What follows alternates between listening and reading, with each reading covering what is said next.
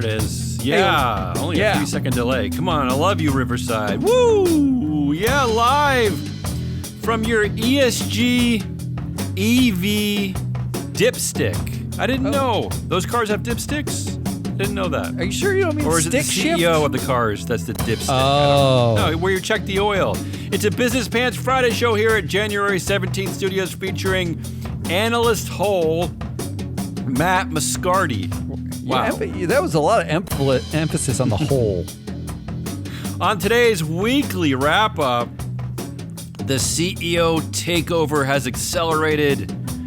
Bravery for sale at Costco, and men finally have some power. At long last, this is going to be Oh, yeah, men are back. The theme of the year. Men finally get some power. Our show today is being sponsored by FreeFlowAnalytics.com, the only platform measuring board power connections and performance for free. It might be one of the last places for accountability left, especially for free. Matt, Hindenburg Research is dropping out of the game. It's like, the SEC is going to be shut soon. I mean, who's going to be, is anybody going to be accountable for anything? Just us, baby. Woo! Yes. Yeah. Let's do it. I don't want to belabor this show any more than I have to. Let's go. It's Jump into it then. 63 hours long. Let's do this. You run it. Once you play the music, I'm ready. Oh, the music's going. So you're just on a time delay. Great. That's all I've ever wanted, to be on a time delay. Story of the week for the week ending in January 17th, 2025. Matt, the real story is I only have 3 stories. Only 3 stories Wow. this week. All right. That itself all right. was a Can we victory. just end it there? It's just over. Let's end it. And the last one you're going to mock, but I think it's actually an interesting harbinger to our coming times. But the first story of the week, this is out of the New York Times. CEOs hail the chief. Okay, I don't like this story. What they're referring to is that none other than Elon Musk, Jeff Bezos, and Mark Zuckerberg are not only going to attend Trump's inauguration, but they're all going to be sitting together on the inauguration platform. They're going to be right up there with the king, Matt. Wow. Isn't this great? That actually makes his ass so much closer to their lips. That's very convenient. On top of that, there is widespread reporting that there's already been about $200 million going to Trump's inauguration festivities from corporations or even from some just private CEOs, just from their own checkbook. We have more on that later. And to put that number into context, Matt, only about 60 million went to Biden's last inauguration. Now we're getting close to 200 million. I'm sure Donald Trump's got a hat being printed in China right now that said my inauguration fund is bigger than Biden's. So CEOs, this is the year. I know you think CEOs have been suffering despite their pay going up every year since Jesus first hard. did the Wordle. Yeah. But CEOs are having a great time. They're having a great January. Was Jesus good at Wordle? Was he? It was great. He got first time every time. First word. All right, that's the first story of the week. CEOs hail the chief. Okay, Matt, the second story of the week. Talk about these 2 stories might best describe the transition of the executive branch in the United States. So we're going from Trump, who's gathering all the CEO cash and having a grand old party, who's leaving is Biden, Joe Biden. In his farewell address, President Joe Biden warned of an oligarchy taking shape in America. Yeah, he's actually warning of this. He said that today an oligarchy is taking shape in America of extreme wealth, power, and influence that literally threatens our entire democracy, our basic rights and freedoms, and a fair shot for everyone to get ahead. And he's speaking specifically, Matt. He says that he is concerned about the potential rise of a tech industrial complex, and what that's referring to is former President Eisenhower, who warned in the 50s of a military industrial complex, and that warning didn't do us much good. So unfortunately, I don't know if this warning is going to do us any good. We seem to be the only podcast, the only company in this space that seems to care about the rising oligarchy. But Matt, President Biden is agreeing that our company is important. That's what he's saying. Yeah, I He's love saying that. You know what? Free float needs to keep going. You know what strikes me about it? That we are Russia. And we're all the things that we hate now. We're Russia, we're China, we're all of those things. Like the oligarchy's real.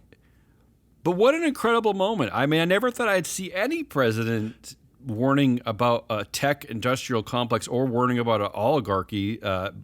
But that it's a transition from Biden to Trump is all the more startling. Really, it's kind of a mind-blowing moment for me. I'm trying to wrap my head around it all. I'm trying not to be constantly crying into my cold coffee. But hey, this is where we're at. Warm up your coffee, and then you can cry into warmer coffee. Here's the other startling thing about this, Matt. As you know, because you're one of the demons who like created the system that keeps me tied to my keyboard. But I go over thousands of headlines every week to compile these shows. And Matt, I had to go to my own news source to capture the story that talked about Biden warning about the tech industrial complex and the oligarchy. He's referring specifically to Elon Musk, to Mark Zuckerberg and Jeff Bezos. None of the regular business news, the regular financial news, even the ESG news, none of them picked up on this story. Even CNBC didn't want to cover the story. I had to go to like other outlets like NBC News or CNN. For the business news just wanted to ignore it completely. They didn't care. I mean, he's a lame duck president on his way out with no power. Okay. In fact, the TikTok ban just like it got upheld. So on January 19th, in 2 days, hypothetically, TikTok is or can be banned. And who's listening to Biden? He punted on that too. Like he's rightfully, but like nobody's listening to that guy now. Talk about another shit show coming, right? So either we preserve TikTok and let that beast of stupidity keep going, or we get rid of it and we increase the power of Elon Musk, Mark Zuckerberg, and the rest, right? Yeah. Like it's like what a great decision, what a wonderful moment.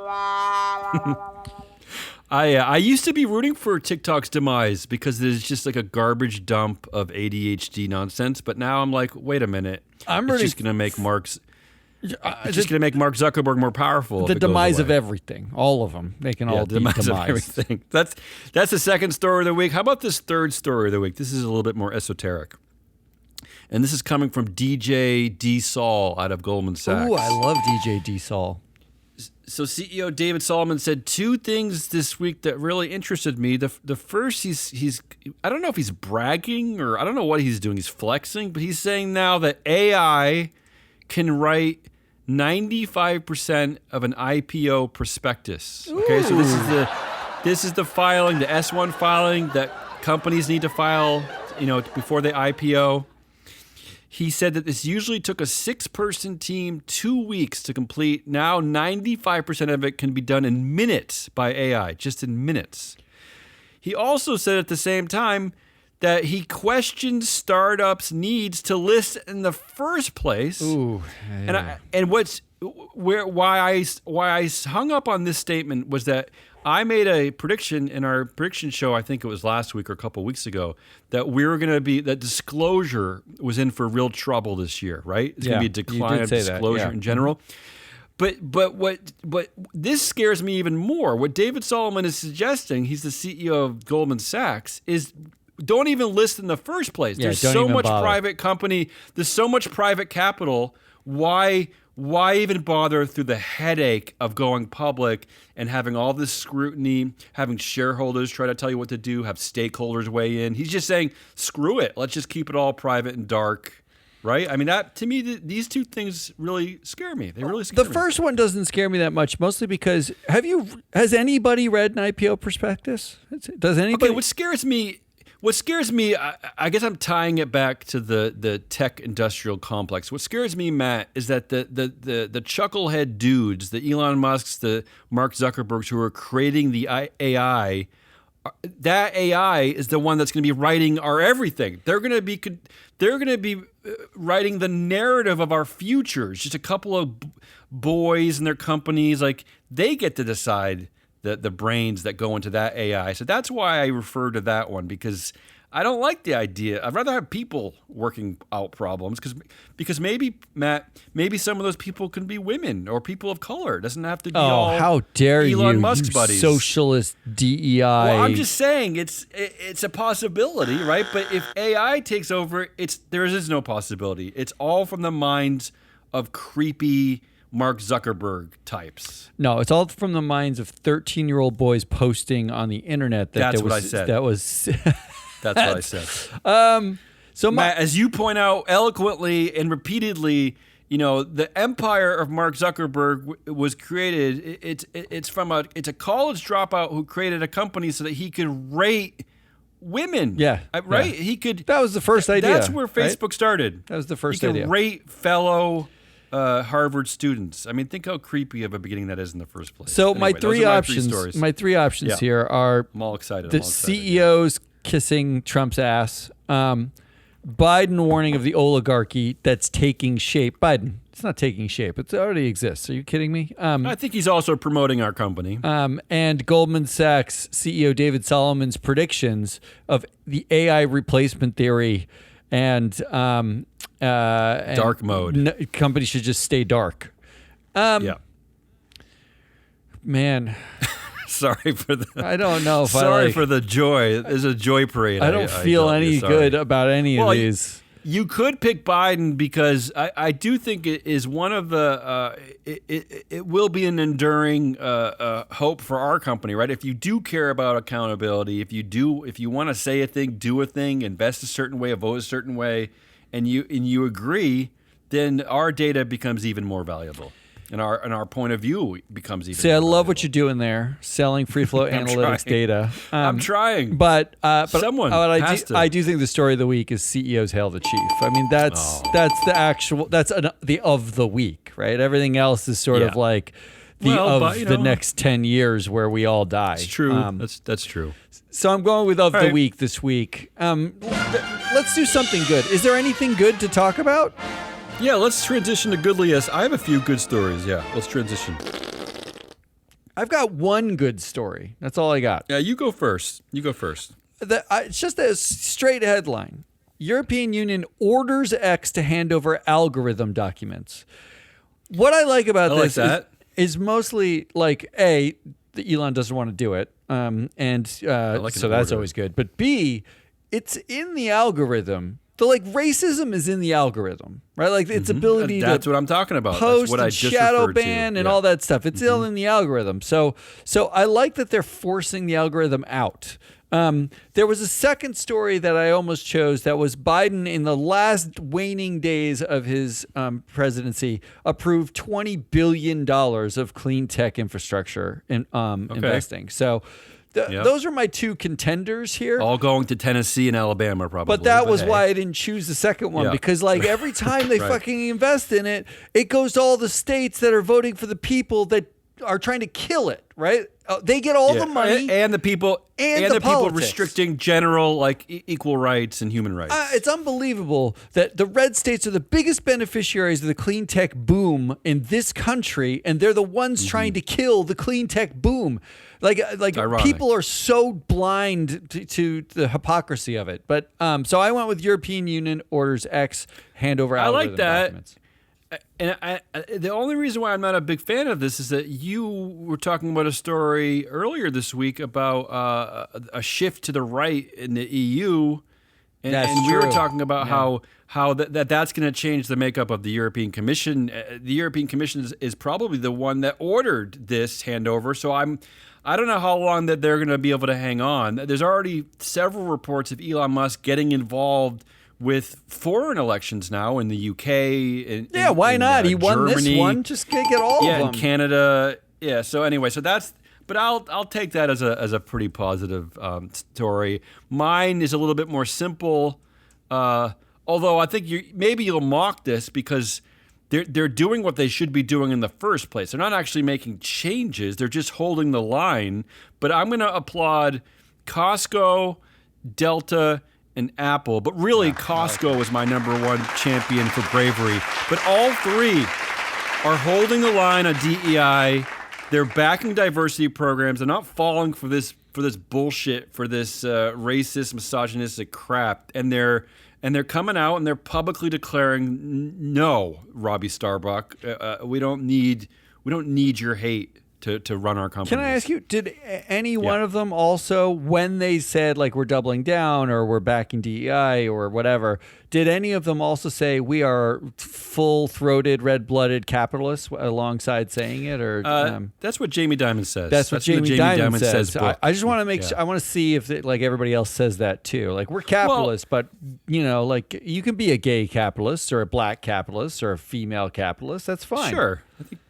Well, speaking of gay capitalists, Tim, interesting out of Apple is that Apple is backing its diversity programs, right? It's sticking to this DEI programs, and Apple. It wasn't Apple that donated $1 million to Trump's inauguration. It was actually Tim Cook personally. Oh, there we go. I thought that was interesting. There we go, Timmy. But what we were seeing with the other tech companies is that the companies are donating.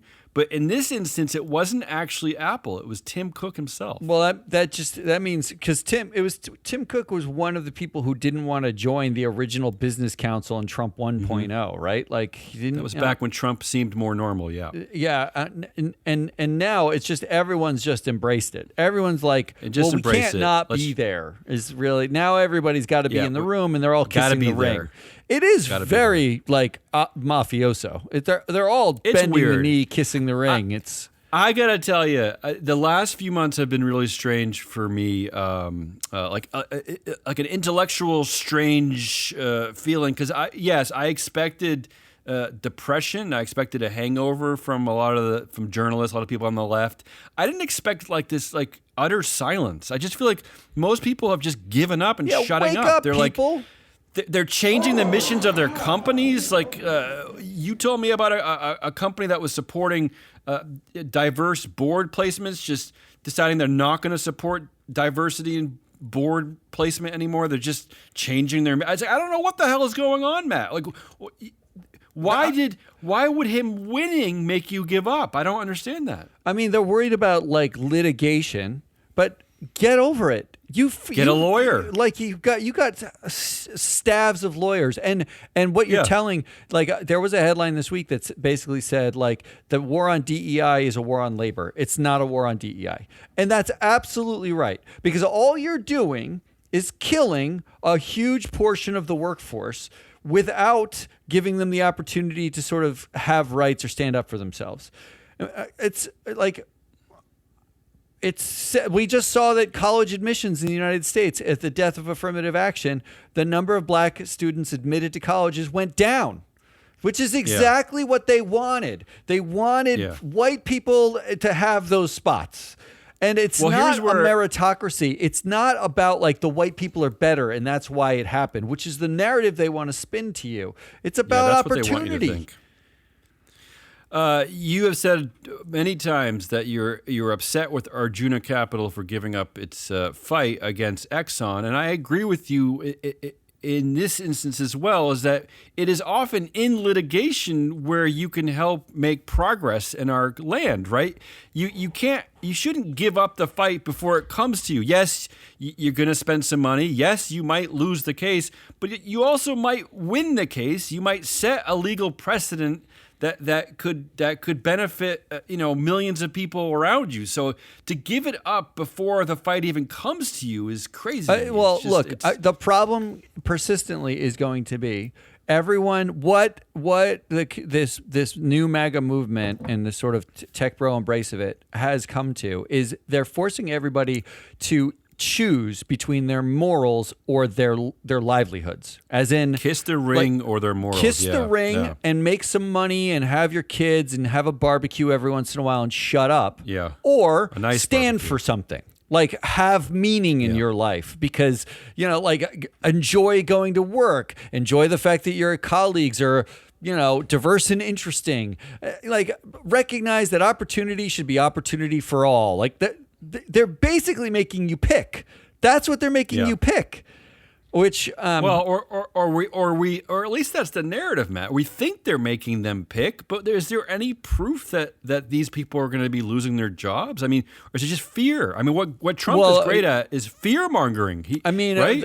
With the Arjuna sort of example, right? Like they're making them, they're putting them in a position to pick. True. They're making companies pick between litigating with us for the next 4 years or just kill your DEI programs. And you know, like and that is a fairly binary choice. The problem is when they make you pick with the one thing and you kiss the ring, you've kissed the ring. That means they're going to make you pick on everything. There's no stopping. This isn't like a slippery slope. It is a straight cliff. You said you came to the edge of the cliff and they said jump off the cliff. Or we will fight you for the rest of the next 4 years. The slippery slope is fun compared to this cliff. The slippery slope, you can get a sled. I mean, there's hot cocoa at the bottom. Right? This is just a straight drop. This is All right, so what's the goodliest? All right, so I know what I think goodliest. I'm going to vote for yours because I like that there's somebody fighting. Yeah, I'm going to go Costco. I'm just going to say Costco because I think they're they're the canary in the coal mine, Costco. Yeah. Now that we somehow turned goodliest into also worst, let's do assholiest. Did we? No, I'm here to celebrate Costco. I'm here to celebrate Costco. Let's do asshole. Yeah, let's transition. All right, I have 4 today. Oh, yeah. The first one is alpha masculine cosplay. That is the first one. Yeah. So look, I don't know. This isn't a realization that's like unique to me. I just realized it kind of now. But if you look around at effectively who's running, you're talking about the oligarchy, right? These are all middle school beta males. These are all the kids who couldn't get girlfriends, didn't get laid. I mean, I don't want to be crass about it, but Vivek Ramaswamy. You already have, so keep going. Vivek Ramaswamy literally said, we venerated jocks over valedictorians, which when you translate that is like, jocks get chicks, valedictorians don't, right? Like that's the middle school male view of jocks and valedictorians. Sure. All of them have just woken up. They've been able to ride the Trump movement and waking up and saying, do you guys know Elon is the tip of the spear. He said, he realized I have fuck you money. I don't have I'm not like a millionaire. I have fuck you billions. As in, I can do whatever I want. And why am I doing anything I don't feel like? Which is the most middle school reaction. Like I can, like my version of being a big boy is buying Twitter and like launching rockets into space, right? Like it's like look at the bully's reaction the day that middle school announces that they're no longer going to be giving out detentions. Look at his face. Exactly, that's correct. Yeah, that's correct. What Elon Musk is living through right now. Because even when the SEC has a legitimate complaint against him. He just acts like a petulant child. He just can't believe that anyone would. No matter how big or small, he just can't believe anyone would ever get him in trouble for anything. There was a story that Sam Harris, who's like a neuroscientist and like he's a speaker, he's a prominent atheist speaker. He's an interesting dude. Elon Musk bet Sam Harris $1 million that there would be no more than 35,000 COVID cases in the U.S. That was like just cases. That was at the start of it. And then after he lost the bet 7 minutes into the bet because COVID swept Earth, he started trying to dunk on Sam Harris. Like he basically tried to mocked him, made fun of him. He called him an idiot, essentially. He stopped being his friend. They stopped talking to each other. Can you think of a more juvenile way to exist in the world? Can I just say that the other part of that story that just is confounding that we're all like bowing to the genius of Elon Musk is that, do you know that his logic why he made the bet with Sam Harris is that in March of 2020 is when the pandemic was just starting. I remember, proudly I will say that on this show we had been talking about it since January. Like we were already kind of biting our nails down because we saw it coming. Because we were following the news. But Elon Musk's logic to make this bet was that he sent Sam Harris a list from the FDA, or I think it was the FDA, one of the bureaucratic organizations that publishes these stats, that listed the top 100 the top 100 causes of death in the United States, and COVID was not one of them, Matt.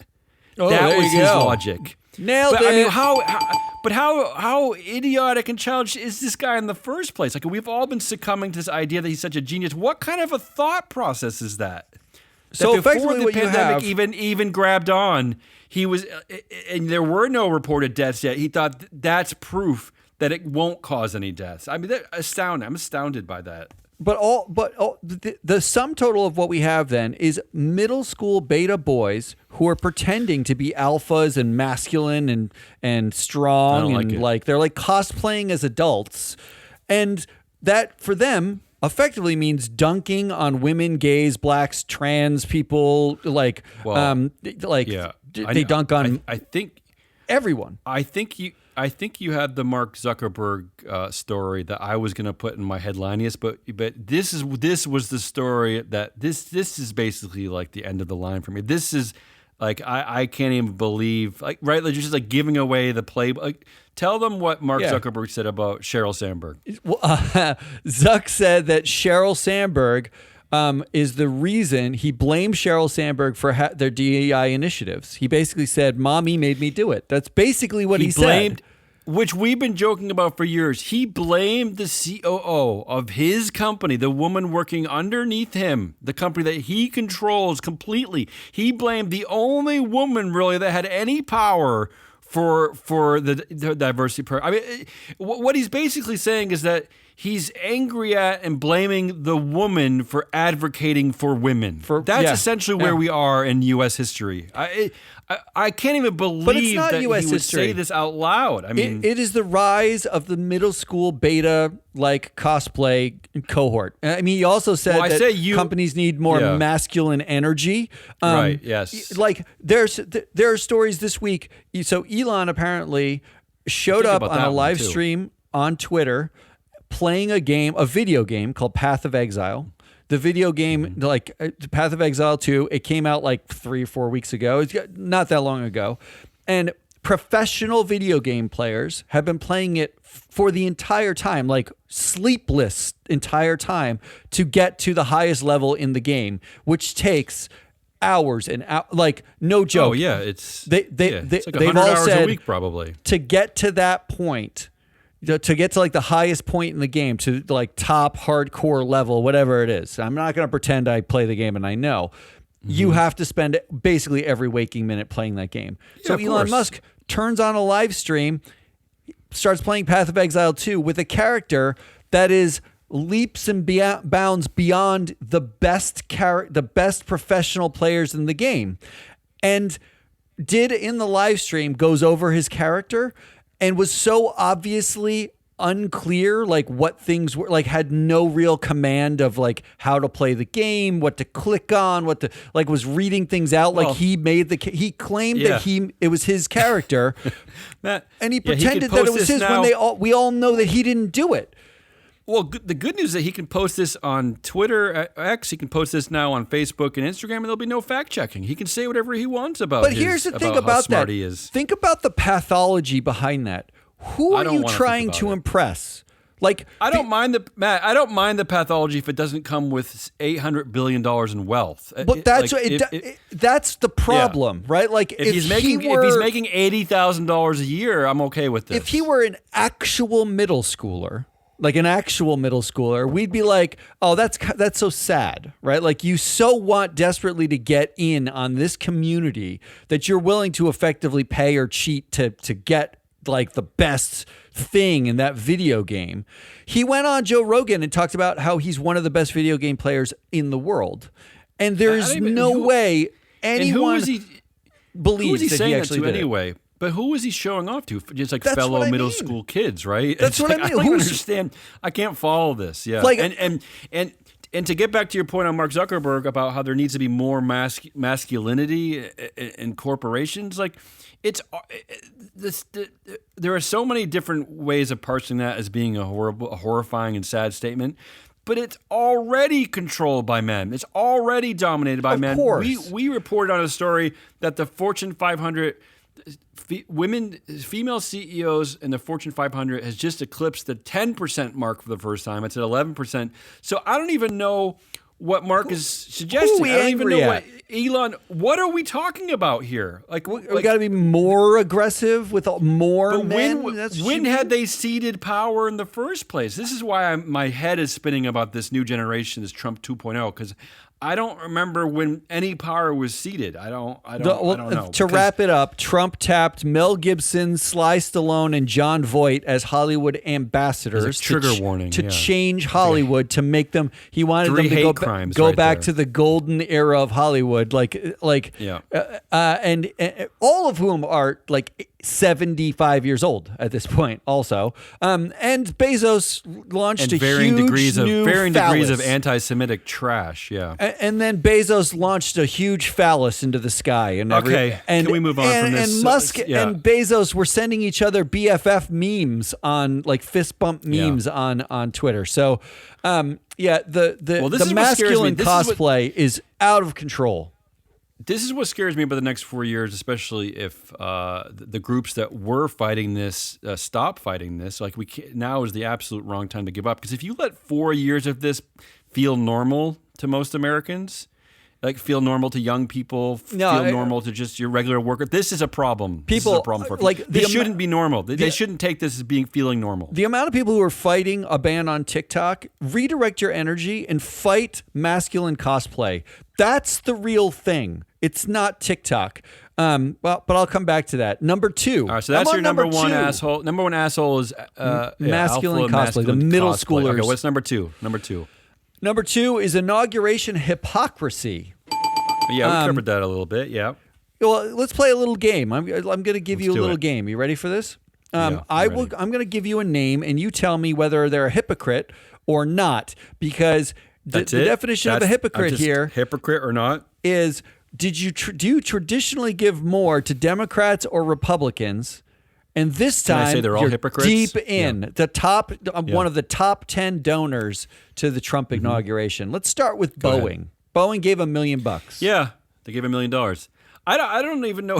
The funny thing about Boeing is where are they finding this $1 million anyway? Shouldn't that be reserved for something else? Borrowed it from. I think they borrowed it from Dave Calhoun. He had $39 million on his way out, or $42 million, right? So look. The reality of this is that I could roll my eyes at all these companies, but they're all doing it for favors, right? This is all just cronyism. I'm right. They're hoping that regulation goes their way. What should I be surprised by any of this? Well, you shouldn't be.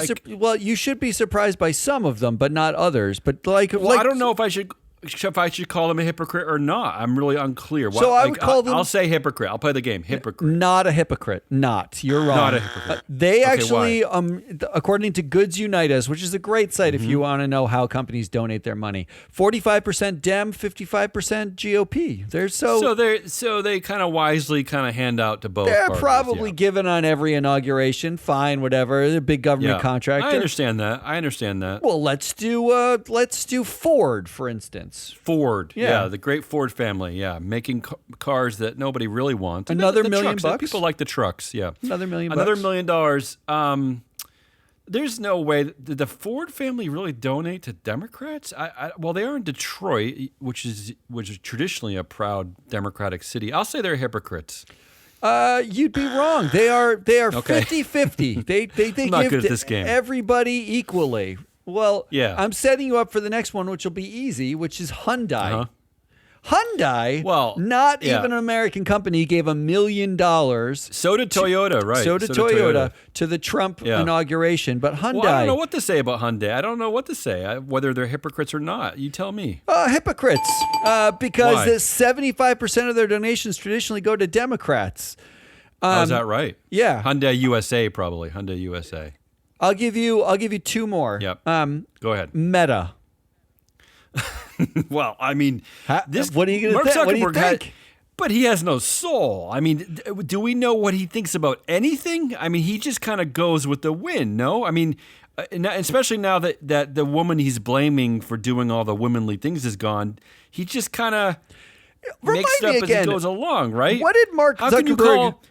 Remind me what that guy invented. He basically invented stole a Facebook. company.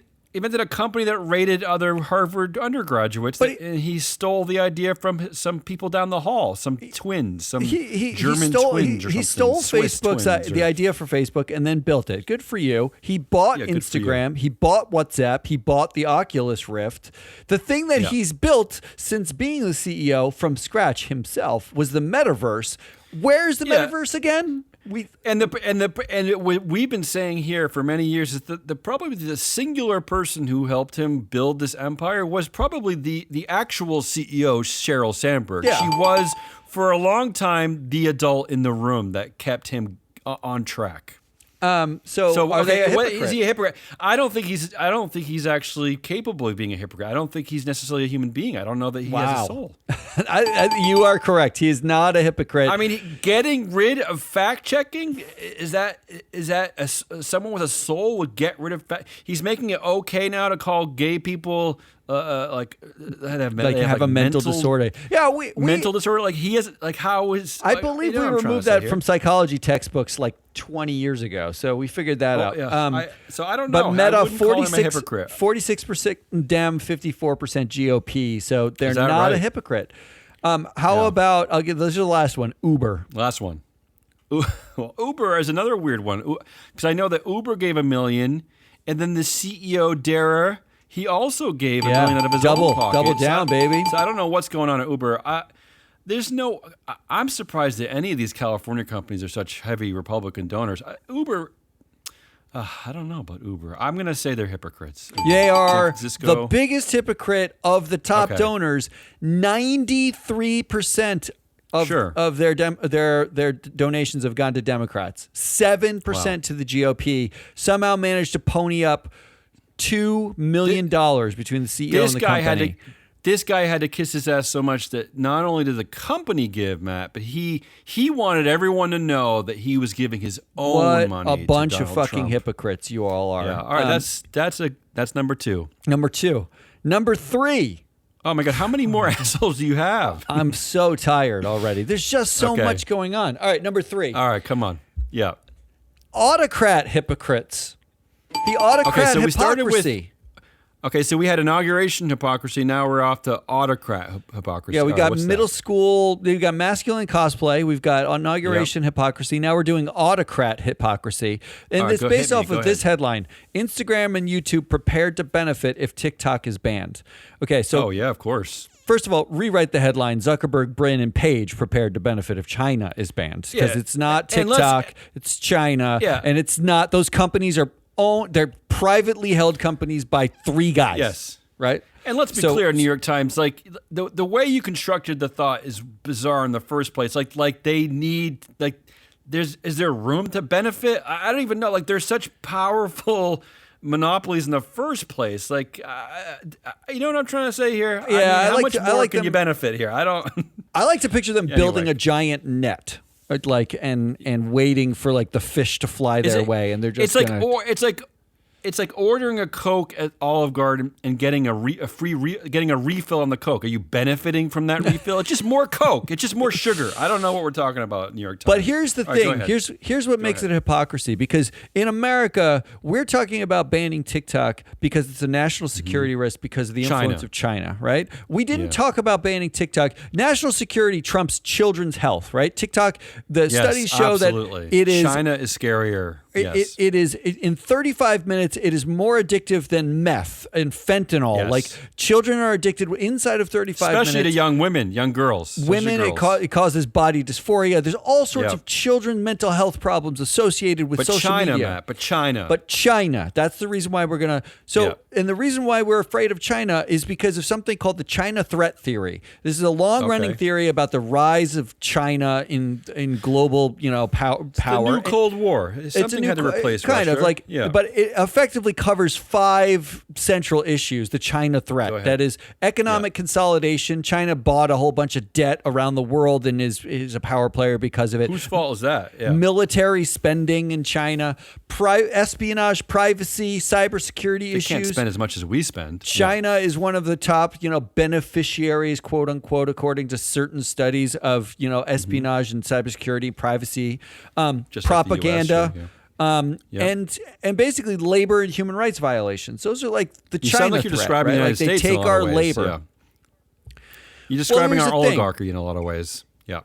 In the United States, out of 2,200 publicly traded companies, according to Free Flow Analytics database, 743 of those companies are authoritarian companies. They are dual class. right? They're fake public. They're founder led. Yeah, that's you do the frightening. math. Frightening. That is a third of U.S. companies. 1/3 of U.S. companies, shareholders have virtually no power or no rights at all. And what I was referring to back at the top of the show with David Solomon saying that don't even bother going public, that's how we see these companies in the first place. They're barely public, right? They barely have any oversight. There is no oversight. And the joke is, Jamie Dimon said it outright. And that's not even one of the totalitarian or authoritarian companies, right? He has no boss. Yeah. So let's apply the China threat theory to those companies, right? Let's play this out. We're terrified of China for these reasons. How about the companies? So totalitarian companies are 34% of the U.S. market, the 30 market cap. So that means 1 in 3 companies in your portfolio, if you're just an index, is totalitarian.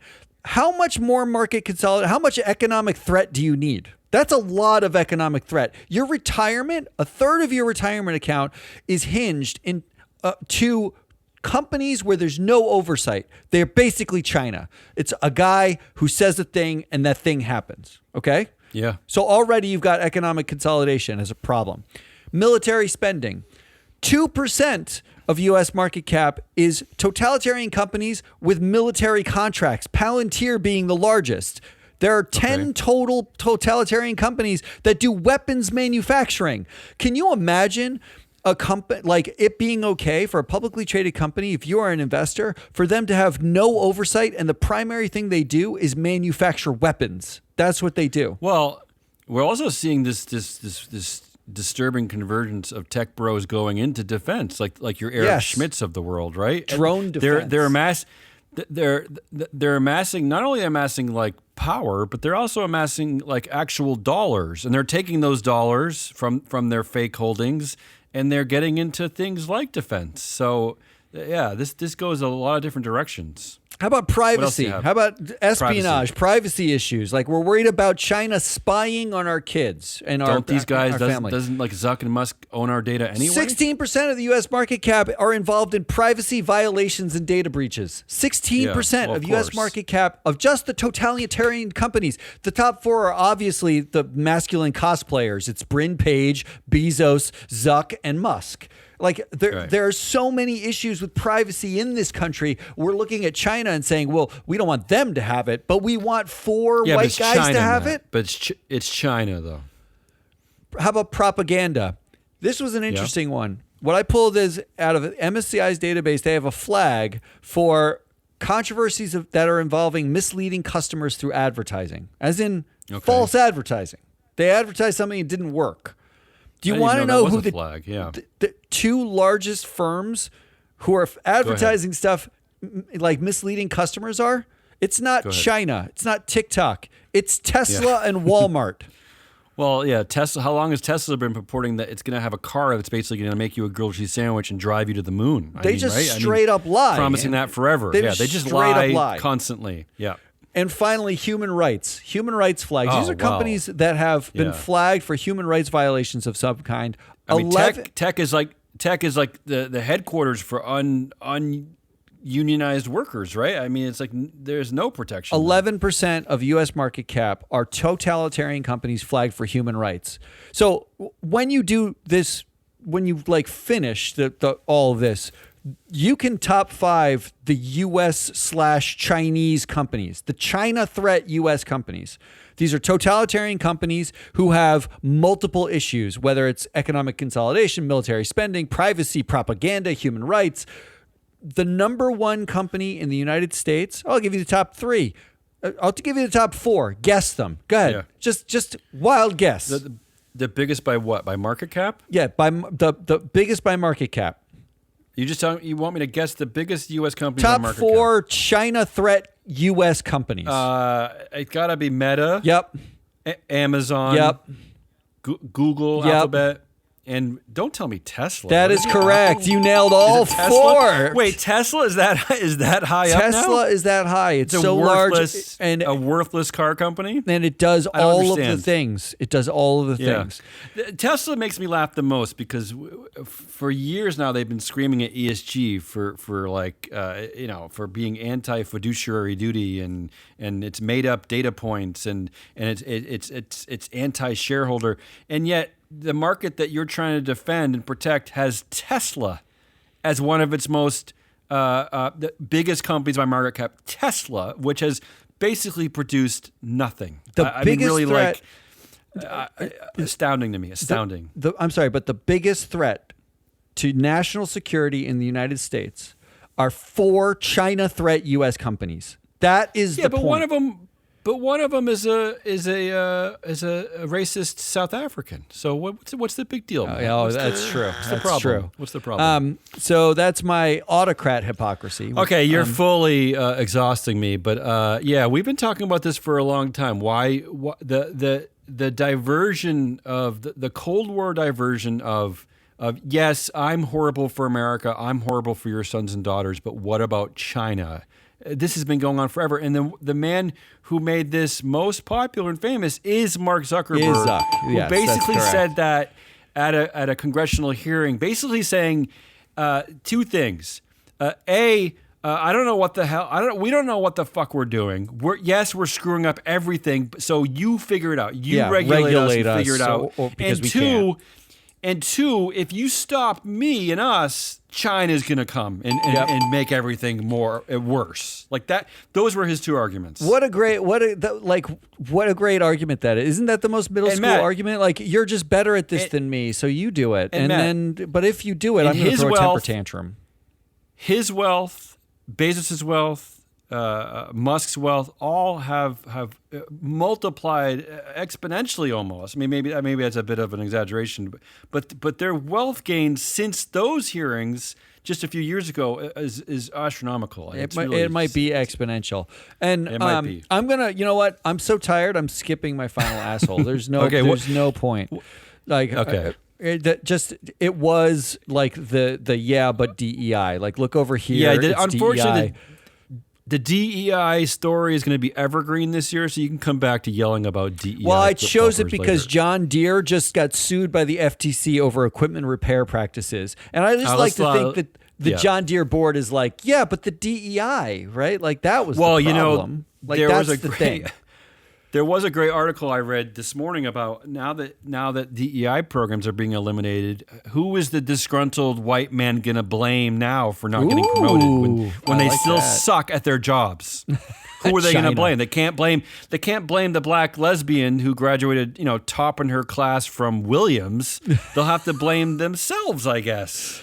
Come on, that was a stereotype. Inside a stereotype. I don't know what I'm doing. I've lost control. Here are your 3 options. It is masculine cosplay. It is inauguration hypocrisy, and it is autocrat hypocrisy. And you are the only one to choose. These are all. Unfortunately, these are all kind of. If you squint, they all kind of blend together. These 3 categories, don't they? I know it's hard. Really? It's hard not for them to blend together. Topically speaking, I think that the answer would be inauguration hypocrisy. But I think you already voted for that as the story of the week. So I'm gonna the one that really frightens me, and I hope frightens other people. Not doesn't frighten them into inaction, but frightens them into action. Right? Don't fold up the tent. Don't give up your morals and what you're fighting for. But the one that is really getting me the most is what Biden referred to with the rise of the oligarchy. It's the autocrat hypocrisy. It's this. Yeah, there it is. This using this like diversion of this Cold War with China to pretend. I don't know what the. I mean, you laid it out actually quite well. I hope you post that on LinkedIn because I think that's actually really a valuable analogy you created there. My 7 followers will agree. Well, fine. Those 7 people can be thrilled with that because I think it's an important analogy, honestly. So that's my asshole. Oh my God. Let's do headlines, winners, predictions. It's become so exhausting, these shows. I need to lay down. Trump 2.0. Yeah, let's get through this quickly. Headline is of the week. I actually went with a headline that you already covered because I just kind of can't believe when I say this out loud. I'm in shock. But Mark Zuckerberg is reportedly blaming former Meta exec Sheryl Sandberg for a company inclusivity initiative. Yeah. So again, great. I love that. The man with complete control of his empire, the man who absolutely needed Sheryl Sandberg and has basically praised her for basically building the empire because she basically created Mark Zuckerberg along with Peter Thiel and is maybe the lone woman in the room advocating for other women. He is now blaming the woman for trying to help women. Zuck said on Joe Rogan that he quote couldn't be fired, right? Like that if you don't believe he has full control, it's not like figurative control. He literally has full control of the company. He can't be fired. Yeah. I mean, the only way to fire him would be what we talked about, what Mark Cuban was saying about telling your friends about Blue Sky and getting the hell off Twitter. The only thing that could have any effect on Zuckerberg, although his empire is so massive, is convincing other consumers and customers to get off his platforms. Get off his platforms. That's the only thing that could affect him. Although it might be too late for that even. So I have 2. Go ahead. One super short. It's McDonald's retires DEI you goal like that setting. one. I love that. The idea of retiring. You retired it. Like it's like it did it. Does that mean it did a good job for? No. Think about its tenure at the company. Like it started working in 2020 when they set a 4-year career. 4-year career. That's enough for it. It's time to retire. And I like to think that McDonald's board and executive team sat down around a table with a little cake in front of it that said, "Thank you for your service, DEI." I love it. It wouldn't be a cake. I think it would be one of those apple pies that are scalding hot when you bite into them. That McDonald's. Like, we don't have cake at McDonald's. Yeah, it definitely would not be chocolate cake. That's for sure. That's way too woke. What else do you have? The other one is. Carrier Global Corporation appoints Amy Miles to its board of directors. Okay, now, why this one? So 2 things you have to know in order to get the joke on this one. Carrier Global makes HVAC systems. They make they make air conditioners and HVAC systems. That's what they do. Okay, so first you have to know what Carrier Global is. Your U.S. America company loves air conditioning. Yeah. And second, you have to know who Amy Miles is. Which, no offense to Amy Miles. Amy Miles is the CEO of Regal Entertainment, and she's on the board of Gap. Movie. The theaters, you mean movie? That seems like a dying business. Movie theaters, yeah. What they added to the board, they added to the board the CEO of a dying business who oversees a dying business, and she joins on the board. Well, ex-Walmart, ex-Pharma, ex-American Waterworks, and ex-TIAA CREF execs. They oversee the manufacturing of air conditioners and HVAC systems. Here's where you might be wrong, Matt. Is that that's funny. Two of the more insidious things in the Western culture are, especially in the United States, are fast fashion and air conditioning. So maybe she's the right choice for that. But can you think of a place where the air temperature is less good than inside a movie theater? Don't they always fuck up the air conditioning in there? It's always too hot or too cold. I just like that, and this is getting really deep inside joke, but I just love companies appointing directors. It's supposed to be a shareholder process. That's sort of the third point. I love that she's going to serve for like 4 months before anybody actually votes on the fact that someone in leads dying industries is Matt, on the board. I think Carrier Global listens to our show. I know they do, and they look at the data and they know, look, investors aren't voting anyway. They're not doing their due diligence. They're not going to look at who Amy Miles is. They don't care. They're just going to agree with us. That's the joke, baby. All right, so I don't care about voting on this one. Can we just move on? No, we don't need to. Who won the week for you? Well, to me, it's simple, and again, it's like a little pat our company on the back because like we're representing like a hope for accountability here. But to me, it's oligarchy truthers. So Ooh, Joe Biden. So Joe Biden has basically made all of our crazy rantings about Elon Musk and Mark Zuckerberg, etc. He has basically codified this as a real thing to look out for, a real thing to organize against, right? A real issue in the future of America. So I applaud Joe Biden, and I applaud all the other truthers who believe in this already. Look, Arjuna, if you need someone to suggest a future shareholder proposal, why don't you suggest a divestment from American oligarchs? Yeah, just start. Arjuna, I love it. Just start with all fake public companies. Matt can come up with a list very easily for you. Take me 3 minutes. All the ones that are controlled by emperors. We'll help you with that. Yeah, we'll do it. All right, my winner for the week is way stupider. Co-CEOs are the winner of the week. Yeah, I know which company you're talking about. This headline, Paramount will allow its 3 co-CEOs to resign and receive severance if they are demoted. Yeah, and again, this is for jobs that they've held since like May. I love it. So they're going to need severance. It's never been a better time to be a CEO. That's all I'm saying. All right, predictions. You got a prediction? Go first. I have a quick one. The DEI, this is not a difficult prediction. I mean, this is kind of obvious, but I think the DEI decision train is leaving the station.